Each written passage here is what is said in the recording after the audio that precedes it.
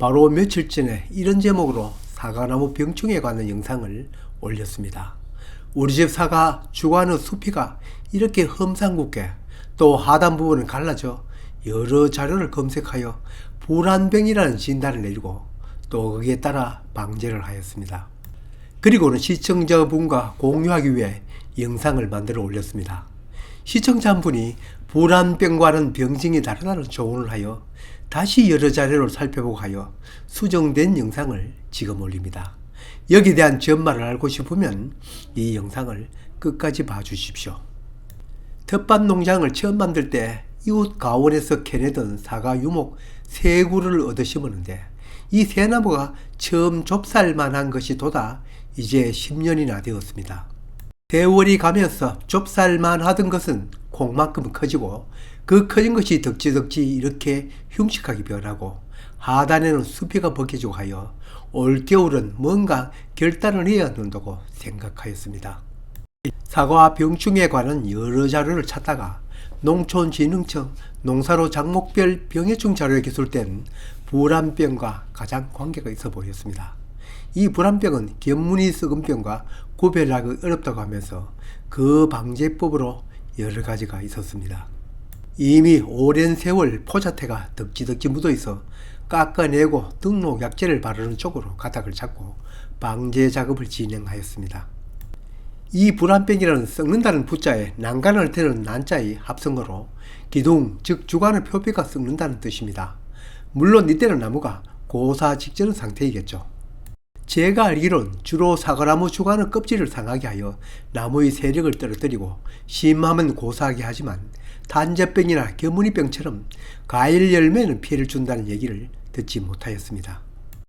또 사과나무 외에 다른 나무에는 복숭아나무에도 줄기 썩은 병이라고 비슷한 병증을 나타내는 병은 있어도 이 불안병과는 다른 줄 알고 있습니다. 처음 이 병에 걸린 지는 제법 오래되었는데 약을 칠 때마다 주관에 흘러 넘칠 정도로 뿌렸지만 전혀 진척은 없고 조금씩 병만 확대되었습니다. 주로 주관에만 병증이 생긴다고 하여도 이처럼 심할 때는 굵은 주제도 병증이 보이기 시작하였습니다. 이제는 더 머뭇거리지 않고 완전 박멸할 각오로 지금 시작하였습니다. 숲이 벗기는 칼을 구입하여 좁쌀만한 작은 돌기도 제법 굵은 돌기도 돌기와 어미수비가 갈라진 것까지 몽땅 벗겨내었습니다. 약재가 제대로 침투하기 위해서는 돌기 하나 두지 않고 위에서 아래까지 꼼꼼하게 벗겨내었습니다. 처음 벗길 때는 녹색이었는데 벗기고 나니 진한 오렌지색으로 변해갑니다. 수피도 사과처럼 갈변하는가 봅니다.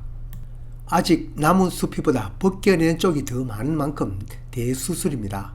나중 수피가 다시 잘 살아날지도 걱정은 됩니다. 지금까지는 방제를 위한 준비 작업이었고 이제 방제약을 만듭니다. 병반이 적으면 손가락에 연고 바르듯 톱신 페스트나 아님 목공 본드에 살균제 섞어 바르면 되지만 이건 상처 부위가 워낙 넓어 농약 분무기로 살피해야겠습니다. 석회유황합제를 평소보다 3배나 진하게 타고 거기에다 또 남은 탄저병 살균제와 이왕이면 살충 효과까지 살충제도 탑니다. 연약한 결과지에 치는 것이 아니고 기둥격인 주관에 살포하니 평소보다 3배나 진하게 탔습니다. 작년에 치다가 남은 탄저병 살균제를 더 첨가한 까닭은 불안병 전용 약제가 따로 있겠지만 불안병균이나 탄저병균 모두 곰팡이병인 진균이고 거기에다 잔황균이니 효과는 있을 것입니다. 기본 약제인 석회유황합제도 불안병에는 효과가 있는 걸로 알고 있습니다만 지금 약해가 발생하지 않는 상황에서 그래도 몇 가지를 더 첨가하여 방제를 하였습니다. 거기에다 빗물에 쉽게 씻겨가지 않도록 고착제까지 첨가시켰습니다. 석회유황합제도 불안병에 효과가 있는데다가 거기에 살균까지 첨가하고 씻겨 내려가지 않도록 고착제까지 탔으니 제가 생각해도 이제 더 이상은 넣을 것이 없어 보입니다. 이제 1차로 살포합니다. 살포 계획은 한 번만이 아닌 가구에 오칠 하듯 여러 번 나무에 약재를 입힐 예정입니다. 워낙 벗긴 상처 부위가 넓어 자칫 다른 병에도 감염될 수 있기 때문입니다. 벗길 때 떨어진 파편에도 당연히 병균이 있으므로 거기에도 꼼꼼하게 약재를 살포합니다. 처음 잘못하였습니다.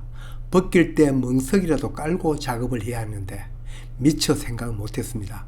손바닥 농부 뭐든지 하고 나면 고쳐야 할 것이 있습니다. 시간 간격을 두고 덧칠하듯 4회 살포하자 황소독으로 인한 새로운 피부층이 생겼습니다. 제가 할 수 있는 방제 방법은 총동원하여 일단 방제를 하였는데 앞으로 더 두고 봐야겠습니다. 그 이튿날 또 남은 약재로 또 더 씌우는 살포를 하였습니다. 아마 오칠을 하는 분도 이보다는 덧칠을 적게 하지 싶습니다.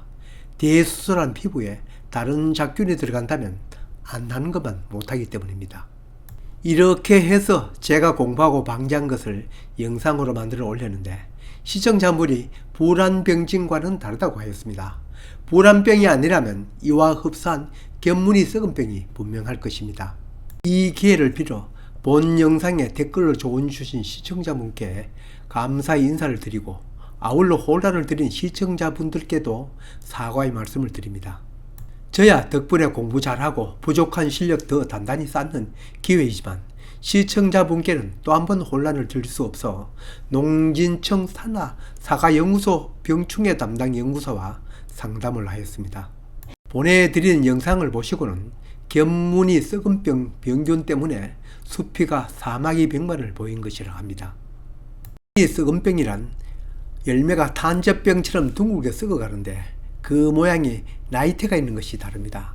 이 병은 사과나무에 기생하는데 과일이 옮겨지면 이런 피해를 주는 병입니다.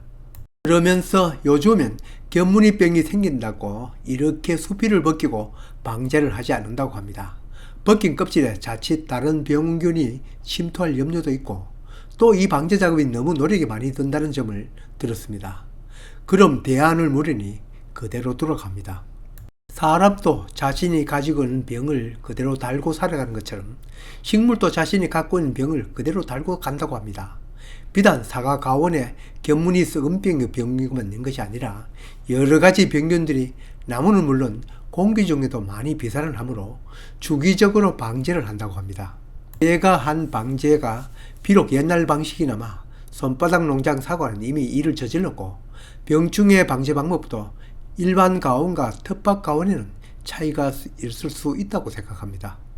일반 전문 가온이야 저처럼 이렇게 방제하는 건 노력이 많이 들고 또 거기에다 우려하던 다른 병균 침입으로 나무가 피해를 입는다면 바로 소득과 관계에 있어 그 데미지가 크겠지만 몇 그루 안 되는 나무 일일이 벗겨내는 것도 큰 힘도 아니고 설록 빈대 잡으려다 초가 잠깐 태우더라도 이 자리에 언젠가는 외성 묘목으로 바꿀 자리입니다. 나무 고사로 인한 데미지도 없습니다.